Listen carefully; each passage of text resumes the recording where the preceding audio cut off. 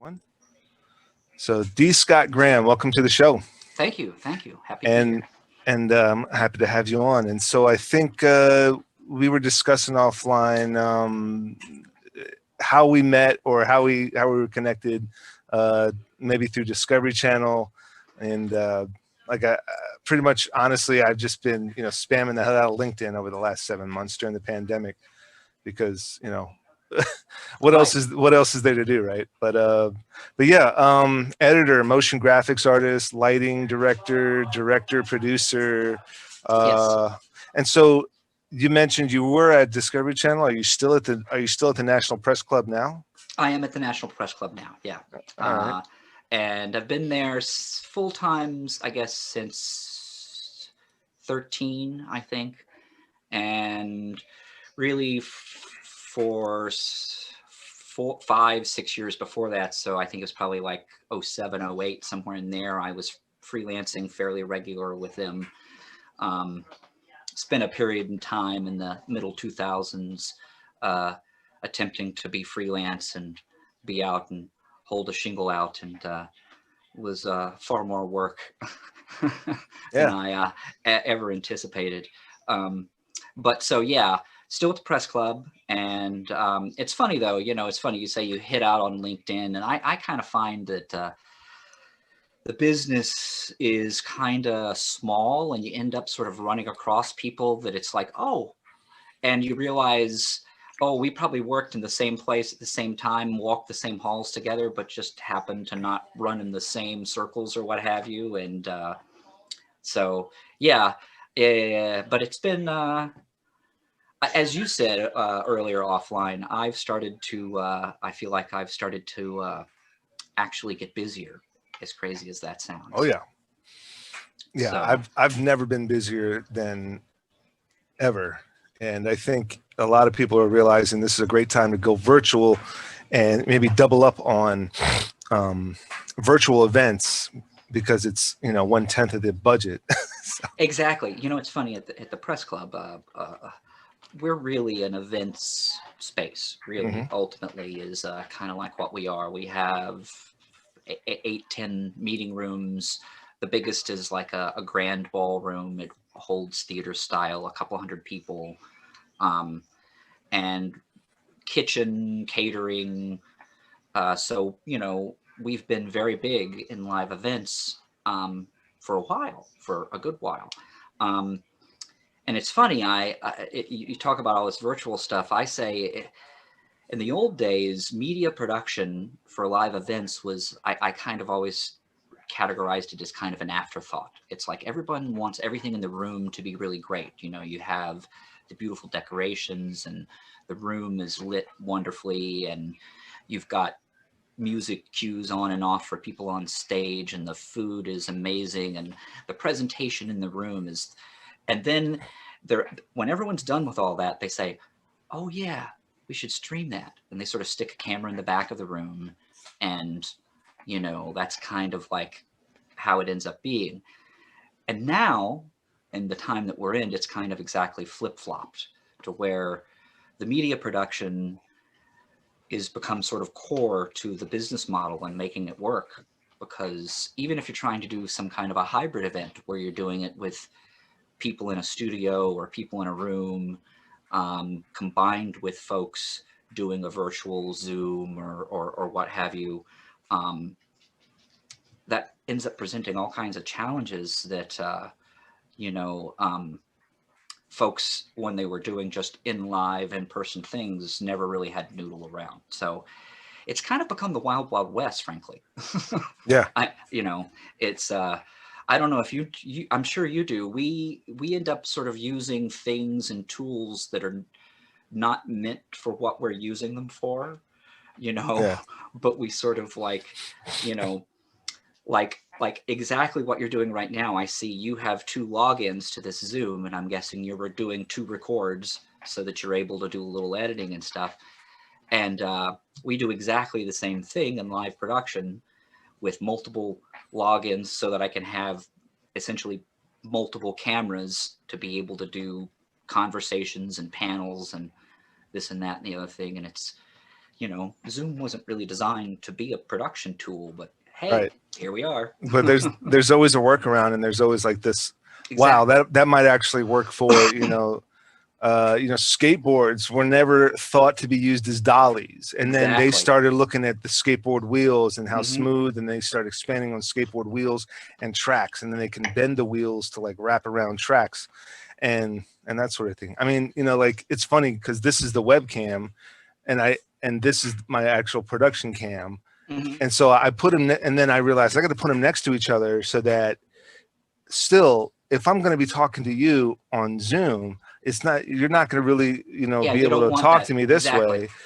way. If my camera's here, so I'm always looking like here, it's not going to work for the production or whatever the case may be. So, or vice versa. Exactly. But then even, this is a gaming headset. And, I guess this is for the most part, if you're going to headphones and a mic and talking to a gamer, kind of talking to somebody on Zoom, and then people are very forgiving these days. And so now you're able to use all this extra stuff. And like I got like a makeshift light. It's like Mhm. soft light, and then I got one of those what do you call those folding changing walls? Oh yeah. Like a accordion kind of wall. Yeah. Yeah. And I just kind of like wrapped the light around, and now it's just like this soft Yeah, it's great. key light, and it's just, it's all makeshift. And like you said, just using the National Press Club. I think I've been there when I was with C-SPAN. We might Mhm. actually know each other. That's how we know each other, I bet you. Yeah, because because the C-SPAN is in there. You know, pre-pandemic yeah, times, C-SPAN was in there all the time. Yeah, about totally. maybe a summer ago. Was it 2 summers ago? No, Yeah, last summer. Last March to June, I was there. I was with C-SPAN on a short-term contract. I bet you that's how we met. Yeah, Yeah, at the Press at Club. the press club. Yeah, Yeah, because I was probably in the room doing something for the event that you guys were there, also there shooting. Because there's multiple times that we are doing things for the client who's in the room doing things, but you guys wanted to cover, because we have all kinds of policy folks, of course, coming through and right. all that kind of stuff. So C-SPAN would want to cover a lot of things that just happen to be there. So you kind of touched upon it, but since the pandemic, for the last 6 months, what have you been up to? How have you been? How have you been affected? Mostly remote work. So it's funny. When it first started, yeah, it ended up being a lot of remote stuff. And in a way, I was kind of lucky. I had just finished production on a project that had a lot of post that had to be done. Mm-hmm. And so, and we were actually, because we were kind of busy like right as everything hit in that mid-March timeframe. And there was sort of a lot of cancellations that happened all at once, and it freed up a lot of time, obviously. So I was able to kind of dive in and do post on that. And that project, the post on that project, took me probably a good month to do. So that first month, yeah, I was doing a lot remotely. Um, but it's funny; it's slowly ramped up. The club itself has events fairly regularly. In the non-pandemic times, they called them their luncheon series, and they would have various kinds of speakers come in, ranging from politicians to entertainers and celebrities to, sort of the authors, the gamut of things. Um, and they have a big history of doing it. Martin Luther King once spoke at one of these kind of functions. Mm-hmm.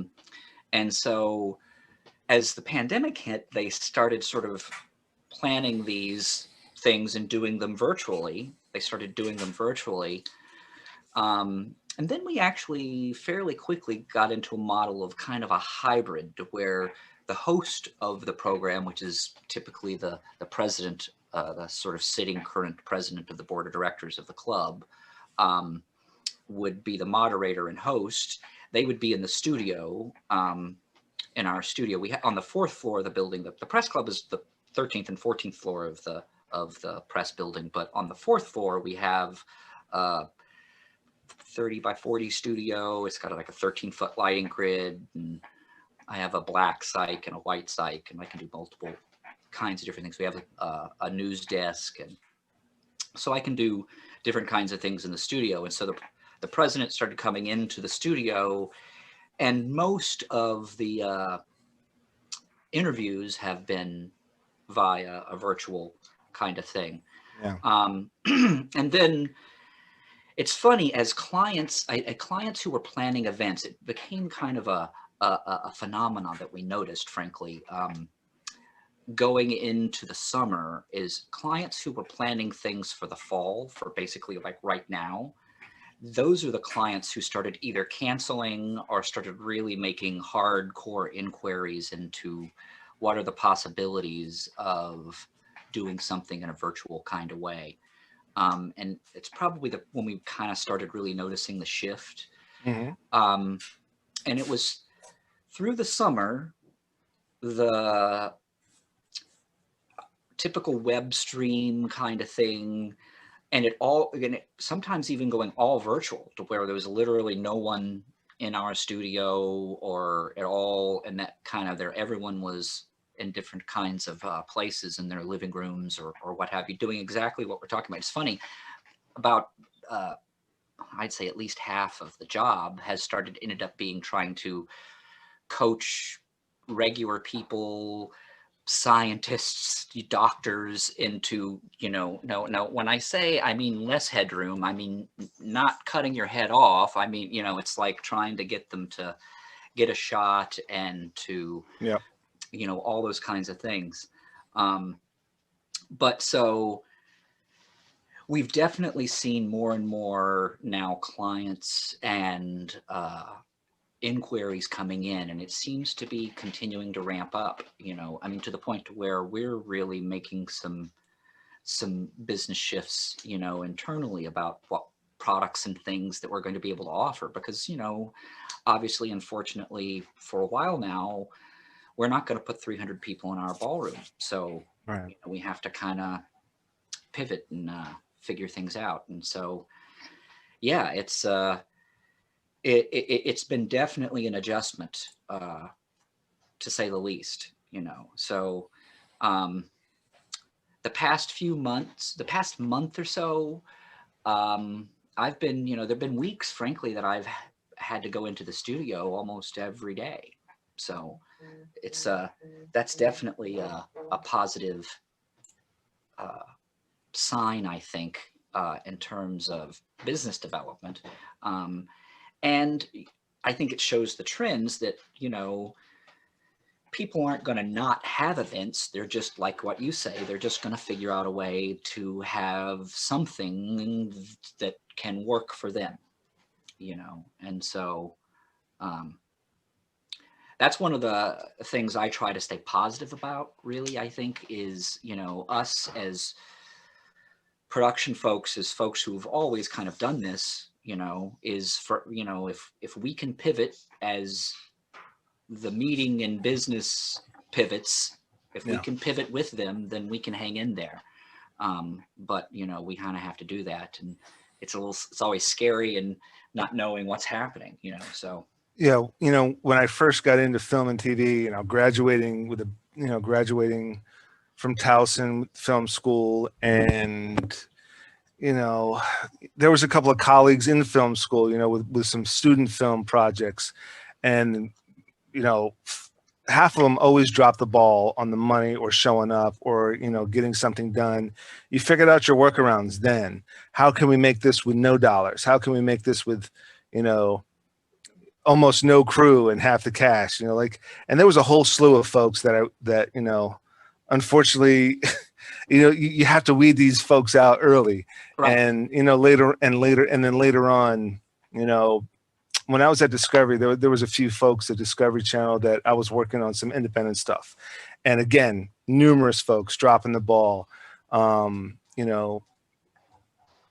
falling through with money, falling through with connections, falling through with resources and resources in general. Exactly. And so it was either a workaround or completely shift gears, work on something completely different, completely change the idea of this, that, and the other thing, do it myself. And so, like you said, that you had a bunch of stuff in the can that you were able to focus on, and during the start of the quarantine, and as did I. I had a couple of projects in the can, and then I started to pick up on this podcast. I think this is my third try at a podcast, and it's actually kind of done well. Yeah, this one seems really like it's. I mean, I've subscribed, and as I look and I see what it looks like it's kind of picking up and getting some steam, which is doing awesome. something. Yeah, It's that's doing, awesome. yeah. So and like, it took advantage, a bad situation, lemonade out of lemons type of Exactly.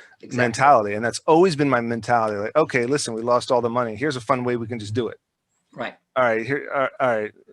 The whole production fell through. All right, well, here's something stupid I've always been wanting to do. Let's do that. Okay, and it's kind of funny. It's kind of cool, or still stupid, but at least you tried your hand at something. It's absolutely awesome. It's funny. I also do a lot of theater. I'm an actor, and it's funny. Of course, the theater has been, and I have a ton of friends, of course, who do theater, ranging from, professional Broadway folks all the way through to folks who do it as a way for creative release. And it's funny, of course, like I said, the theater's been hugely affected. Nobody's doing theater at all. Broadway is completely shuttered. It's like, and it's funny, exactly the same thing. Theater groups are figuring things out. They're pivoting. They're doing what they themselves can. There's been a ton of Zoom readings. I've done bunch of Zoom play readings, both of new plays and published plays, sometimes just to entertain ourselves, and other times, there was an audience that was actually interested in listening and watching, sort of a range of that, actually this summer I was in a production at the Alden Theater in McLean. It's in McLean, and they have a nice big parking lot, and they did this thing they're calling drive-through drama, and it was basically 10 actors monologues, and it sort of followed a story that the 10 monologues kind of told, and the audience drove up, and they had sort of a little drive-through course, little stop signs, and people would stop, and it was really fun. It was interesting, the whole production of it, having to noodle it out, because everything had to be timed. So each monologue literally had to be exactly 3 minutes, so that, as the cars moved, they moved in unison around the course, because you didn't want somebody pulling up and whatever. So it was kind of fun and interesting, and something that's, again, like I said, people being using their ingenuity and figuring out a way to sort of keep moving. Yeah, and like another thing is, who's Brad Pitt, Jennifer Aniston, a couple other actors. I think I want to say Shia LaBeouf, but they all did this table read live on Zoom. I think you had to pay to get in or something. I don't know if it was Zoom or some other kind of live feed platform, where they all did like a table read reenactment of Fast Times at Ridgemont High. Oh yeah. Using their celebrity status to get these people to come and check this thing out, and it's as bare bones as it is you sitting at your desk, in your living room, me sitting in my desk in my studio, but doing this table read and interacting with each other on Zoom or whatever. I don't know what platform they were using, and then I think just about all proceeds just went to charity. And and two things, they think outside the box. They're doing something very bare bones, and they're basically using their celebrity status to bring in people. They're doing a really cool project. Fast Times at Ridgemont High is a classic, 80s classic, and they're just doing something completely outside the box to get some kind of viewership and some kind of financial proceeds to send to, I don't know whether it was COVID research or some other sort of charity. I don't even know. Yeah, it's funny. A bunch of these have been happening. They've been doing a bunch of political things. They've been raising funds for politics and to raise awareness about voting and all that kind of stuff. A few weeks ago, I know like Carrie Ullis and Mandy Patinkin and Rob Reiner and like the whole crew basically of Princess Bride, that whole cast all got together and did a table read of the show. Like they had Patton Oswalt as like sort of like the narrator and MC kind of person. And yeah, there've been a whole ton of those happening. And they redid the Princess Bride. They just did a table read. Just it's literally like, you know, they had everybody sitting in their living room. You know, Mandy Patinkin was like in his dining room or whatever, and you know, old as hell, big beard, and he's doing exactly. But he's doing his character. He's doing his character. Okay, he was fantastic. Actually, he was fantastic. He was dead on. You know, it's Mandy Patinkin, so I wouldn't expect any less. Yeah, fantastic scene. I mean, I you know, there's some, I guess, you know, there's some bad press about him being intense to work with on set, but oh, I imagine he probably is. Yes. but what little work I've seen him in stands out. You know, his role in Princess Bride stood out for me above, just next to a lot of, you know, the leads. Oh yeah. You know, his work on Homeland, his work. I mean, I didn't really follow. What was he on? Criminal Minds, but Criminal Minds really was a success because he was so intense. And yeah, he's unique to say the least. Yeah. His work, you know, his work. That's the thing. And but then thinking back, it's like what little work he's done, but it stands out. Yeah, it's all outstanding, above bar. Yeah. Stuff. Yeah. So have you been back? For the lack of a better term, I ask folks, have you been back on set? So have you been back on set, been back on location in the studio? Yes, definitely been in the studio. I haven't done anything in the field as of yet, but honestly, frankly, for us really as a group, we didn't always do a whole lot in the field, just because so many of our clients were already doing things in the facilities. We're doing things in rooms upstairs. So much of our production kind of always ended up centering on that. Although we do have a control room and flight cases that we can pack everything up, and, you know, I can even do a whole live web stream, you know, from a remote location. And we have done it. You know, I've done it from the Reagan building and from the Building Museum and from George Washington University and from all various different places. But yeah, not since the pandemic. We haven't really done any field stuff. And I'm guessing it's mostly because, you know, the things that we do, which is really mostly event centered, people aren't having those events. So our production support consequently is, you know, not really been there. But, you know, as we've already said, it's been, you know, I mean, it's probably an 85–90% pivot into virtual hybrid kind of things. You know, we've done a couple now to where we've had people in our ballroom and they're doing things and, you know, being a moderator and interacting with panelists that are coming in via Zoom and, you know, doing all these kinds of things.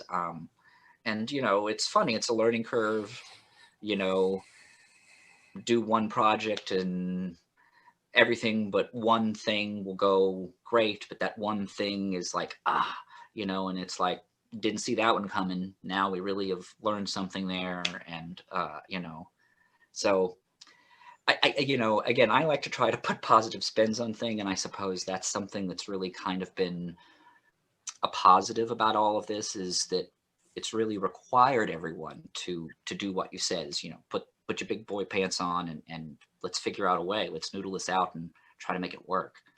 And I don't think it even took long for a lot of the corporate and industrial stuff that I've been involved in to jump into hybrid. No. I don't know if it was August or September. I did a conference, and originally the whole thing was supposed to be in Nashville at this Marriott in Nashville. And as they worked out, and because they had booked it so far in advance, right? And so they got the dates and whatever, and then pandemic, and they're like, okay, well, they had maybe 4 or 5 of the hosts of this whole conference still in Nashville at the location. To kind of, they still spent maybe half of what they were, or maybe a third of what they were going to at this hotel, just to say, listen, we're going to get out of this. Things are going to come back to normal. Stay home if you want to. Stay home. But we're here at the Marriott, and we're having fun. And there is, I think there was some of those what do you call it? Those expo displays. Probably only a 10th or a 1/20th of the amount, because most of them were virtual. Most of them have been virtual for a lot of the time, AR or VR or animated or whatever. But that's a huge thing, that notion of being able to offer those booths and do all that stuff in a virtual sense, you know. And like I said, we are now moving into that kind of a product. We're, you know, dipping our toes in and figuring out where we're going to go and how we're going to go. And, you know, so it's exciting. It's fun to be able to be a part of sort of developing kind of really a whole new industry in a way, because, you know, one of the things that you realize is, so we're in this and we're going to be in this for a while, but it will end. You know, we are going to end up having live events again. And so all that's going to come back. And so while, you know, we have to make investments and do things and pivot, we also don't want to just throw away the old way of doing things, because it's going to come back. And so the smart way of trying to think about it is trying to figure out, if we're getting new tools and we're doing new things, how can then they lay over the top of live events? And it's funny, you just mentioned VR and AR and all that sort of stuff. And that's one of the ways I think that some of the virtual things that have been happening through the pandemic, sort of post-pandemic, the way that hopefully they'll kind of stick on is, you know, you'll be at an event, but you'll still also have a virtual interaction that you'll have going on as well, you know. And even before these conferences, they would say, you know, download the event app, and you would get all these notifications. You get all these little things like, you know, instead of getting that, and they still would have a paper pamphlet, and you could look at this.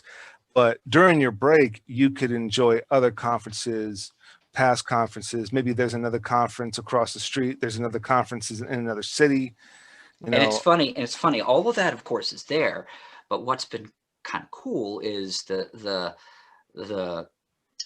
pandemic has sped up, I guess, in a way, innovation and development.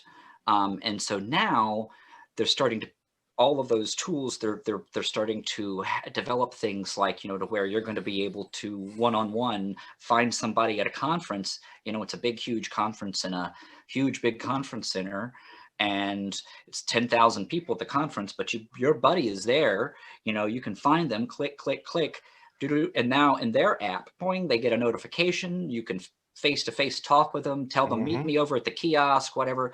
And all of that is sort of integrated inside of the experience of the conference. And so, like, that kind of development was coming, but it was years off, you know, because it takes time and money and resources to develop that technology. And what happened is the technology companies that are providing these kinds of tech things, it just took, they pulled resources from projects that weren't happening anymore and sort of sped up the development of some of these things. And so, yeah, it's kind of cool. And like I said, going back, you have to kind of think smart and have a plan of how you're going to reintegrate those things into real life. So you know, yeah, absolutely. And I think in May, you know, someone on the show, previous guest, was saying we've advanced 10 years in 10 weeks. That's a bit of an exaggeration, but now here we are 6 months, 7 months later. It's like 7 years and 7 months. And, you know, all these things that were beta, all these things that, you know, were kind of used, and you know, maybe half the people were frowning upon. It's like now it's way more advanced and everyone's using it. As an actor, you know, like yourself, as an actor, I was doing mostly self submits, Mhm. and I was actually, I would say to myself, okay, am I going to drive to this one audition today and then drive home, or am I going to sit home and submit 5 or 6 self submits? Right. And what's the odds of me booking something 7, you know, one out of 7 self submits or 1 out of 1 in-person audition? So you got to start playing with odds. Right. And then it's like, okay, well, I got absolutely nothing going on today. So I go to this audition and come back. I can still knock out a bunch of these self submits, and, you know, kind of playing with these numbers. But the self submits, I was booking more stuff off of that than I was the in-person, maybe because I'm a creative editor and I'm able to, like, you know, kind of touch up my own self submit. Yeah, I always did that too. I always do that. Oh yeah, I can't just record something on my phone or whatever and right. hit send on it. Mm-hmm. I can't do it. Yeah. You know, you know, why not? If we have that extra skill set, why not take advantage of it? And Totally. Yeah. but yeah, and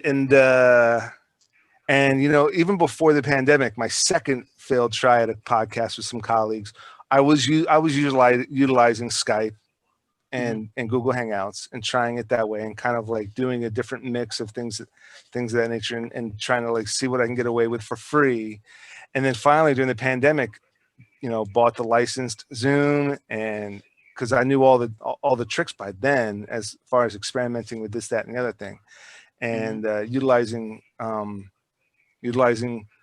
the technology that was really ramped, Mhm. and studying that and staying on top of the trends. It's funny. Everybody's doing it. I mean, Yeah. honestly, of course, we have dealings and you know, deal with Zoom, and you can frankly see them pivoting and doing things that, you know, it's changing, you know, with every update, you know, different permissions and different kinds of things now. uh, Randy engineer was telling me the other day, he was like, oh, I can rearrange the grid view now, and that's never, you know, being able to actually like move things around and stuff, it's never been able to be you know, to happen before. So it uh, all the way up the ladder, like you say, I see everyone really shifting to accommodate things. Yeah. Yeah. And I think in general, and I've talked about this on every, you know, episode of this podcast, is just thinking outside the box. Hmm. And for right now, content wise, what's more right now, people are more interested in the content of the thing and not necessarily the production value or the quality or the big budgetness or the little budgetness, or, you know, Right, absolutely. the one camera versus the 17 different cameras that you can cut around to. It's more of the ideas that are shared. Right, exactly. Well, and you know, the fact that we're talking on a webcam, there's no camera operator. So if I get excited and animated and I lean forward, now you're going to have this shot, and that's just what you got, you Yep. know, because I'm passionate about what I'm talking about, Mm-hmm. you know. And so, yeah, it becomes, the expectations become different, you know. Right. So yes, it is very much more, I think, focused on the content, um, than the production values. Yeah. And well, speaking of, so with that in mind, what's next on the agenda? What's the next set of goals? What's next on the agenda for D. Scott Graham? Say next 6 months to a year. Um, honestly, keep up. Um, um, because like I said, it's funny. We're a fairly small shop. There's really only 5 of us in the media production, 5, 6 of us really in the media production department.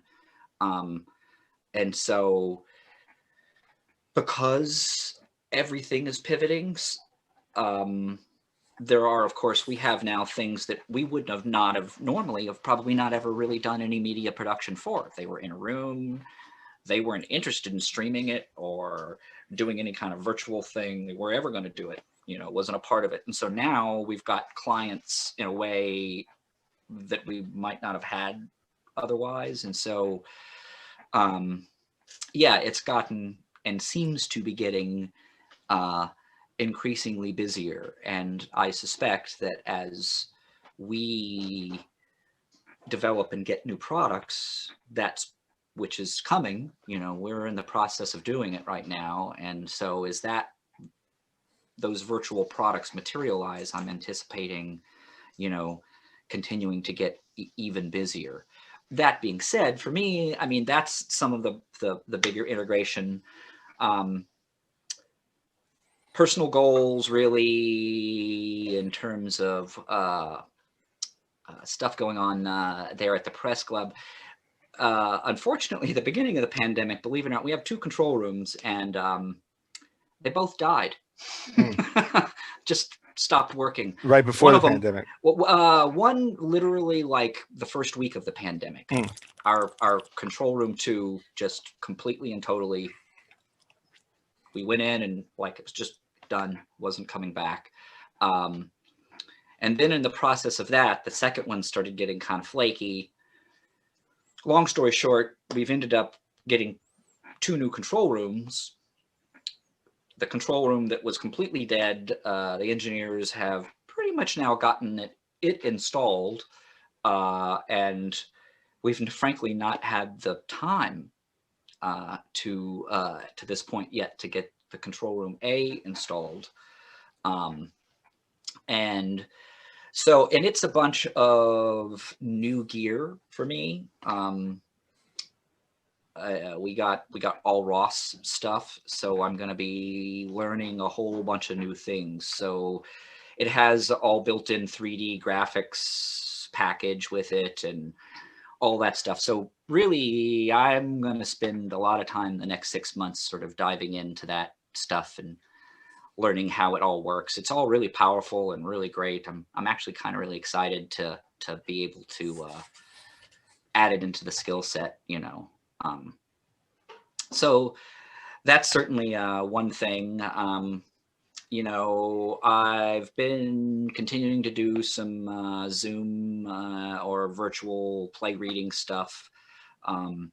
Quarantine Players is one group that I work with quite a bit, and they're sort of trying to up their ramp a little bit as well, and it's funny that it's like a group, really, actors, writers, directors, and it kind of started just as a way to entertain them, ourselves, and to not lose touch. And it's kind of turned into and gained momentum and kind of gotten a following, and so that's always kind of fun. So I'm definitely gonna keep doing those kinds of things. And keep kind of forge ahead as we then start integrating into our new virtual products that we're going to start offering. It's going to be really exciting and fun to probably hectic and hairy and all that kind of stuff, figuring out like how all this is going to integrate and physically actually get done. And so, but I kind of thrive in that environment, really, frankly. I've always been the kind of, I think it's why I've done so well in production and so forth, is because, I love working intensely for a month or whatever, and then, take a little break, a few days, 3 or 4 days, and then I can jump right back in and work intensely again for, whatever. And so I tend to have a proclivity to being able to do that and kind of really thrive in it. So that's what I anticipate probably the next 6 months is going to be, is a fairly intense 6 months. Yeah. I lose interest. I find I lose interest in stuff. At one point I started losing interest in this podcast during the quarantine, started losing interest. Now it's almost turning into like a full-time thing. And I don't really want chore, a chore. Yeah. Okay, it's 11. Okay, it's 1, and stuff like that. And so it's kind of like I have to remember. Let's push through that, and I'll always test myself, and I have to push through that. And then I find every single time I sit down with a guest, it's a blast. It's a great conversation. Right. It ends up being a great episode, and things of that nature. And so there is those little things where, okay, if I push through it, is it worth it? And then it is. And then if I'm losing interest, but why am I losing interest? Let's look at it. Okay, let's keep up with it. Let's give it a couple more months, and then it was worth it. Or maybe it's time to move on from this, and that sort of thing. But I'd like to do a number of different things, but then the discipline is to just keep sticking with it. You know, someone will look at this thing after a month and be like, the viewership's not rising. And I'm like, just give it time. Right. But at the same time, are you doing what you want to do? If you have a YouTube channel and it's about video games and you don't have viewership right now, just keep doing what you want to do. And next thing you know, it'll blow up.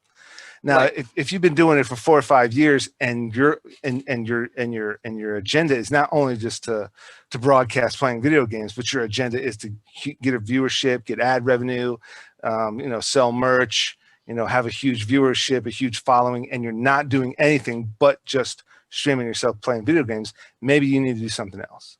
Right. Well, the thing is it becomes about your goals and making them clear. So yes, am I doing this because, I have a YouTube channel and I just like playing video games and I just like, putting them out there and whatever. And I don't really care if people watch it or not, Right.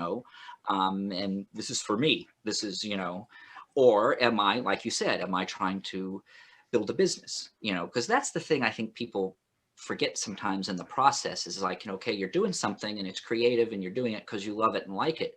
But if you're going out and you're going to try to, like you said, gain ad revenue, gain clicks, gain all those kinds of things, then you have to then also think about it like a business, and you need to do things like you would do for any business. If you started a coffee shop, you wouldn't not try to get people to come in the door and buy coffee from you. Right. They're going to go out and actively push it. And so, yes, if you're not actively doing those things, you either need to kind of look at yourself and figure out how you can do them and then start doing them, or go reassess your goals and go, you know what, it's not important to me. I don't really care. I'm doing this, or I'm going to stop doing it. You know what? I thought I wanted to do this as a business, but it's not the right business for me. Right. And that's okay. Those are all, it's funny. I think people sometimes put, negative judgments on things when they do those kinds of things, and it's okay to decide I don't want to do this. I don't think people allow themselves the room sometimes to go, you know what, I don't really want to do that. But so yeah, I think all of that is very important. You have to kind of balance all of those things, and when you're especially doing something creative and that you're passionate about, like you said, sometimes you have to, it's a constant evaluation of like what's happening here. Yeah, absolutely. Absolutely. Well, speaking of YouTube and other streaming services, has there been anything you've been watching, binge reading, to escape, to inspire, to learn? It's funny. I kind of returned back to the classics in a way. I started watching a lot of movies that inspired me and did a lot of things as a kid, and as a young adult and as a teenager and so forth. What's one I watched like last week, E.T. I watched again for the first time in years, decades, probably. Yeah. And wow, I mean, it's just so well done. The storytelling, even. I mean, yeah, okay, for the time, he was doing a lot of production value pushing, the way the sets he was building and the use of compositing and visual effects and all of that sort of stuff. He was pushing all those boundaries, and that's all cool and exciting. But just the storytelling, the visual storytelling, like the scene at the beginning of the film that's in the air traffic control tower, when I think it's a commercial jet. You never see the plane really. You just hear them like on the radio, but basically the plane's having a UFO sighting. And so it's the controllers, and it's in the old school air traffic tower. So they've got the circle monitors, and they're the CRT monitors, so they're glass and they reflect. And he's got all these shots that are reflections of the monitors, and the air traffic controllers are leaning in and then leaning out, and another person will lean in. and just the way it builds the tension and propels the story. It's just, it's great. It's great. So I've been kind of doing that, kind of going back to some of those classics and kind of looking at really just at visual storytelling, you know, and thinking about that, and not necessarily, you know, because these days, I mean, it's cool and it's great. I don't want to necessarily be like one of those old guys that's like, you know, bashing compositing and effects and all those kinds of things. I mean, it's great. It's cool what can be done and everything down. I mean, I'm an After Effects artist, so it's awesome things that you can do and stuff. But I think if you lose that real sense of storytelling, then it just becomes like kind of empty and hollow, the cool stuff that you can do, even if you're doing it. And so, yeah, that's kind of what I try to use some of the time at free time back, is sort of just to kind of reconnect with that notion of real visual storytelling and try to get inspired again. Yeah. Yeah. And, you know, another great example that I always bring up is Predator, you know, Schwarzenegger's Predator. Yeah, you absolutely. Know? And you've got a team of guys, everybody in the team is very different personalities. They all work great together, and, you know, they're all pieces to a puzzle that snap together, but they're all very different in their own way. Different personalities. They're all, with the exception of the woman that they find and rescue, they're all men, but, you know, different races, different backgrounds, different sizes. You know, some guys are short and skinny, other guys are huge and muscular, but they all work perfectly together. And, you know, with the exception of that big crazy shootout scene, you know, as things start to progress and they're being hunted down, you know, this Predator has like this cloaking device, and it's kind of cool special effects even for the time. But really, it's about like these guys out in the middle of nowhere. It was shot on film, so it's not like this, you know, digital cards you can just, you know, record on and then dump and then just put back in the camera. It's film that you got to develop, you know. And so these guys rehearse. These guys are like brilliant actors, and they're nailing, you know, I can only assume that they're nailing these takes, and they're really putting forth, you know, like these guys, you know, have such a depth, you know.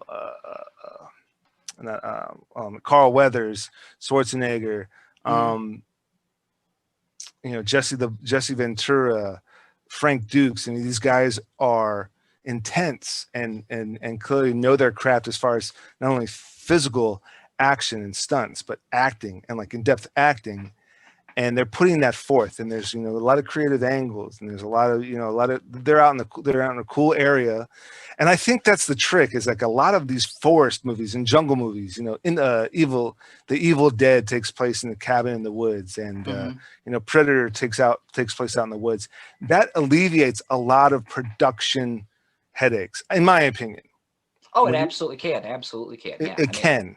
It can. I'm sure where they shot, I think they shot in the Philippines, and so humidity was an issue with the gear. But, you know, like then I'm sure you have like a number of other headaches. But not doing this huge city,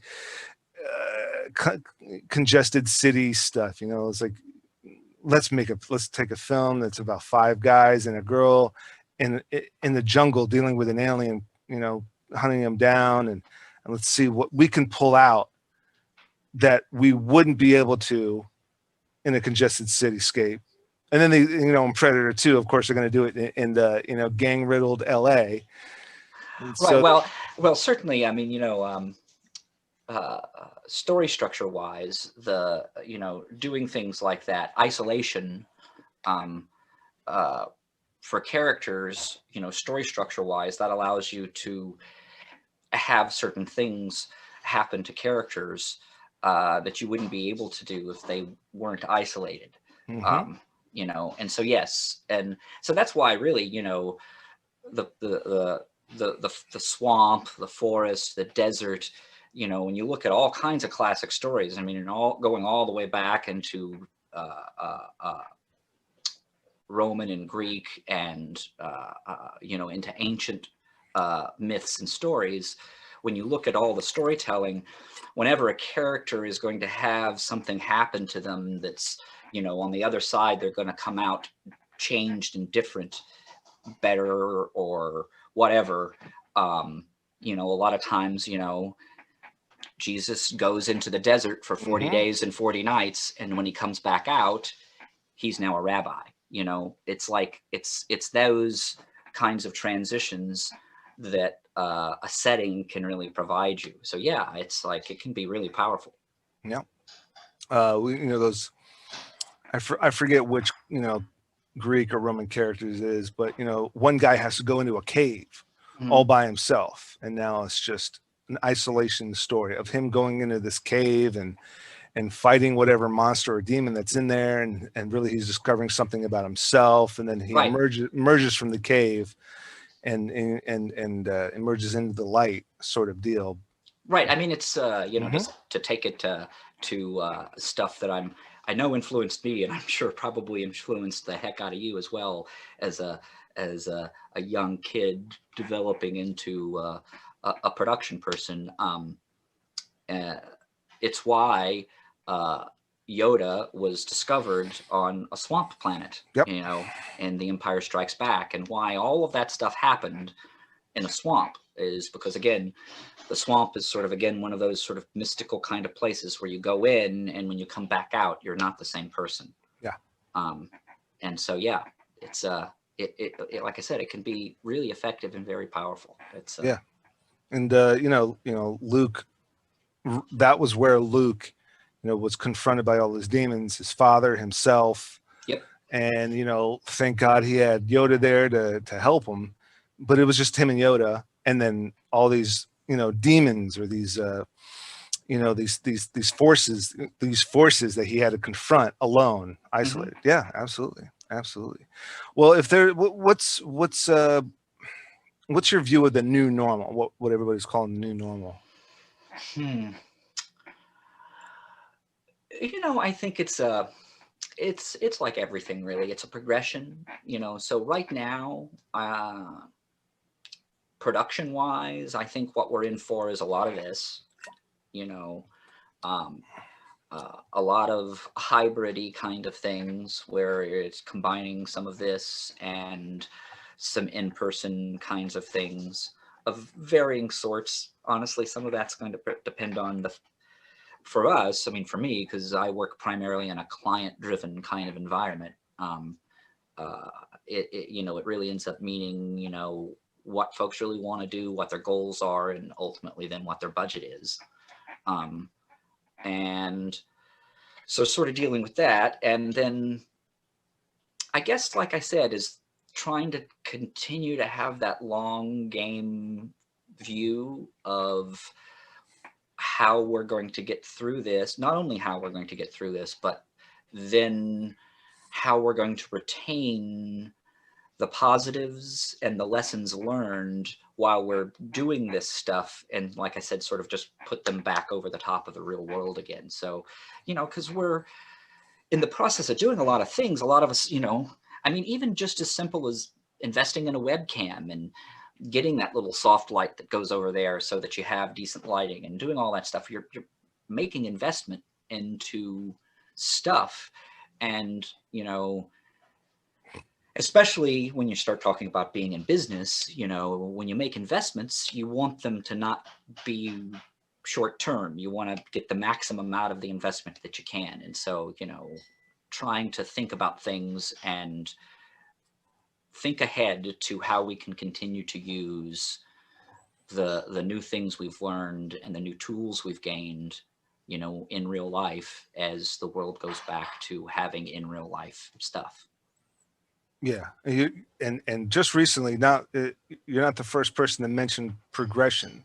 When, you know, when the pandemic first started and everybody was talking about the new normal, we weren't yet in this mindset of, well, there's progression, and how are we progressing through this? And that new normal is really progression. I mean, it's taking a lot of the old, a lot of the new, and hybrid. It's really just, I mean, the future is just going to be a continuation of this progress. Yes. Where, you know, more people will be working from home and teleworking and hybrid working.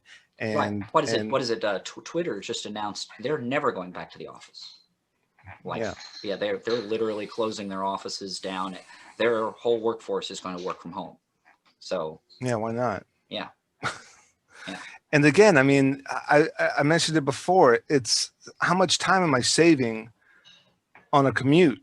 Hmm. You know, if I'm going to be sitting here writing or editing or compositing or rendering or whatever the case may be, that, you know, photoshopping, whatever, Right.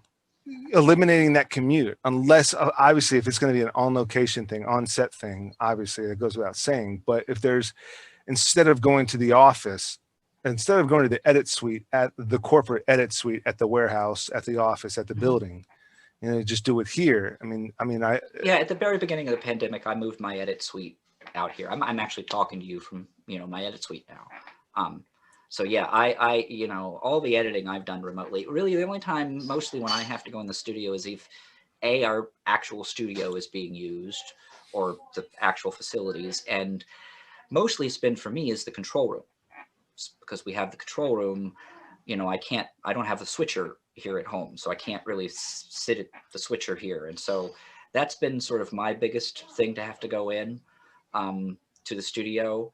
But it's really been no more than that. So yeah, we kind of touched upon this, but what's one last point of advice, one last bit of advice, one last point or two you would make? You kind of touched upon, you know, like thinking outside the box and being progressive and hybrid with business, with creatives, creativity. But yeah, what's one last bit to put out there? um, I would say that it's really that is, you know, it's okay to I don't know what the right way to put this, to have emotion. You know, it's okay to feel scared, or, you know, I know a lot of people have sort of expressed these kinds of things, frustration, terror about not being able to find work, you know, all these kinds of things, what's happening, you know.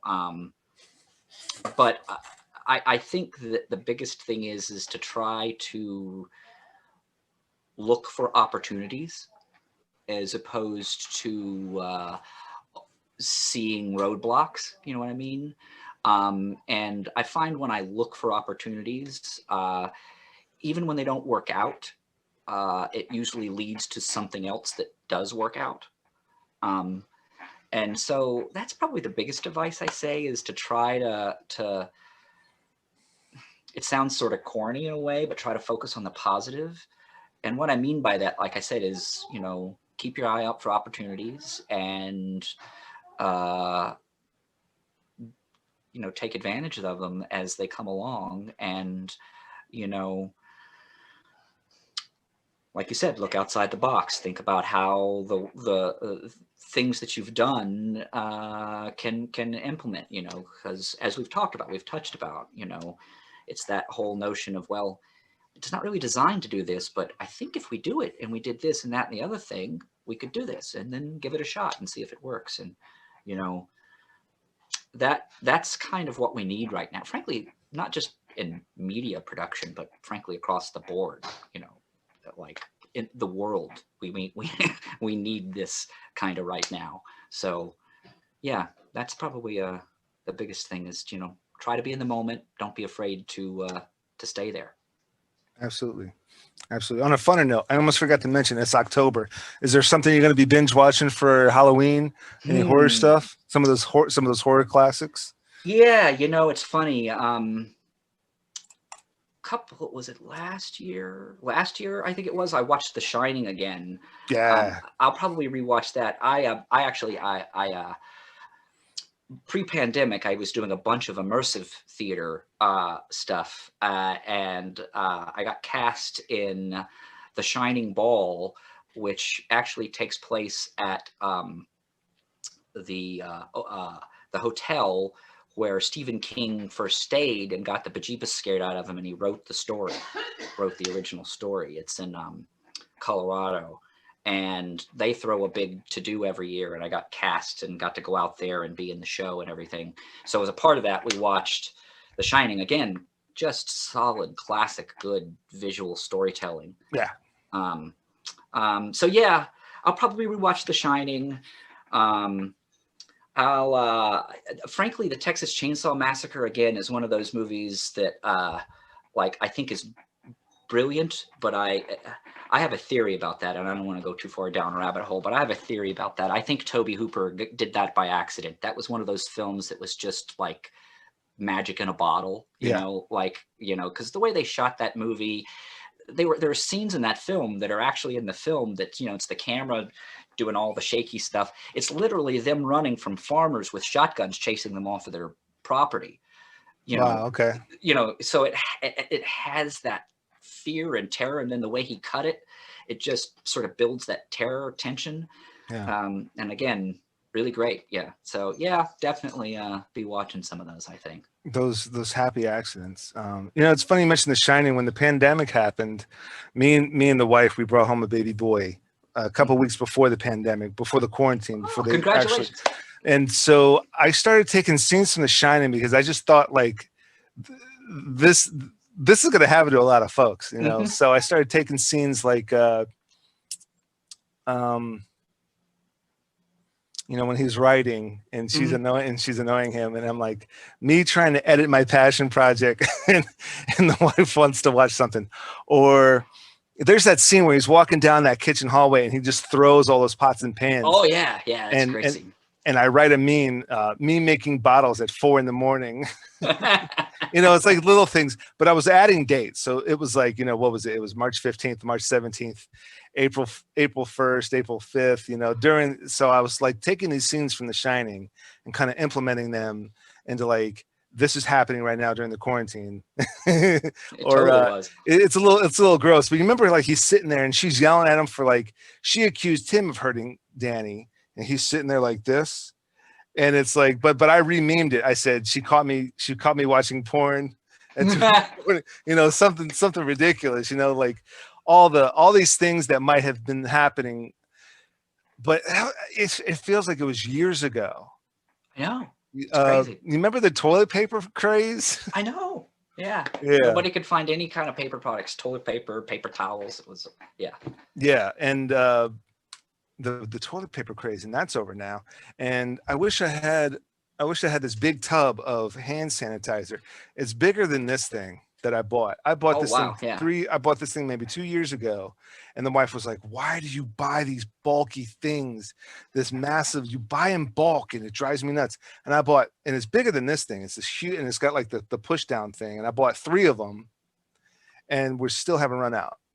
So we survived that hand sanitizer worry, but yeah, that toilet paper craze, it was wild for a little bit. We started getting, but you know what, people, okay, so 2 things. People weren't buying boxes of tissue, right? You know, just like, you know, nose tissue, and if you work it correctly, you could use that. It's the same material, it flushes just as well. And so I just started buying boxes of Kleenex, that's what it was.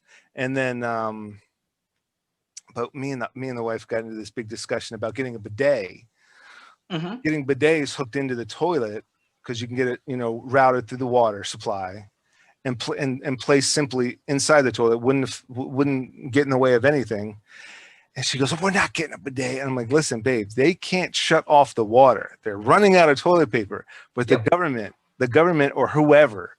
A friend of mine posted a video right as it all started that because he did this, he was like, "I can show you how to add a bidet all yourself, DIY, with," I think he said it was like $6.50 of parts or something like that. You know, yeah. Well, they were selling bidets on Amazon for $20. Oh yeah, $20. Yeah. And it's like there's a kit, and that product has a DIY, not DIY. Not DUI, DIY. DIY. I think I said it wrong. Do it yourself, you know, and like $20, $30, maybe a $40 bidet kit.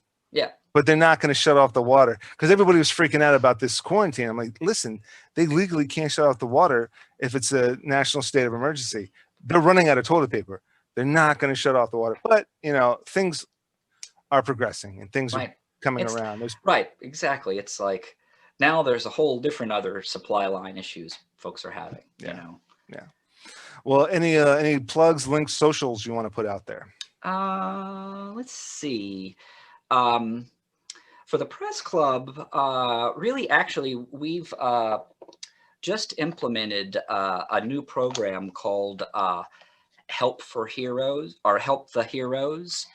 And it's what we're doing is we're donating and working with Did you want to do a screen share? Howard University Hospital. I'm actually well, you can find it on the Press Club's website if you go to press.org, and it's it's / what is it, HTH Help the Heroes, and you can make a donation. What we're partnering with Howard University Hospital. The Washington Post is a media partner with us, and it's working at providing meals to frontline medical workers. So what happens, of course, when folks are our frontline medical workers, they're on the job, and because they're getting called in, and there's all these kinds of things, their sort of home life ends up sort of really a lot of times taking a second thing. So they're skipping meals. They're eating food that's not good for them because they're having to get fast food or what have you. And so the Press Club, we've started partnering to provide meals for frontline medical workers so that at the end of a shift, they're able to just pick up a meal and take it home with them. And so, like I said, that's on the Press Club website, and you can find that there. And then the only other thing is the Quarantine Players. They have a Facebook page. They have a podcast that you can find on iTunes and the Google things. They have lots of varied kinds of readings and stuff, so folks could check those out. But other than that, no, I think. Thanks. Awesome. D. Scott Graham, I can't thank you enough for coming on and sharing your ideas, your stories, positive, progressive, hybrid outlook on what we got coming down the pike for us, and just generally as creatives and as just the future. Absolutely. Barreling down on us. It's gonna all this, like you said, all this is temporary. So I can't thank you enough for coming on and talking with me. And I'm not wearing the shirt this time, but normally I'm wearing a shirt that says Landon's Mafia. Landon August Koya is the nephew of a friend of ours who has sarcoma and OS. And so the links not only to D. Scott Graham's stuff, but links to buying a shirt, Landon's Mafia shirt for Landon. Proceeds goes to his pediatric cancer center and his treatment, and maybe others as well. There's also a Venmo link. Yeah, he's gone through remission a couple of times with his sarcoma. So tough little kid. He's been battling this his whole life. I think he's 5 or 6 now.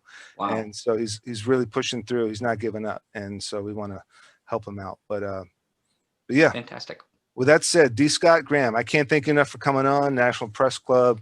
I knew we probably worked with each other like 3 or 4 different projects. Probably, yeah, multiple places. Absolutely. I mean, film and TV in the DMV, it's very incestuous. We're always crossing paths so many times. Many times. But incestuous in a good way, not in the gross way. Exactly. Awesome, man. Well, thanks again for coming on. To my viewers, I hope I've earned the privilege of your time and viewership. I know my guest has, and until next time, you know what to do.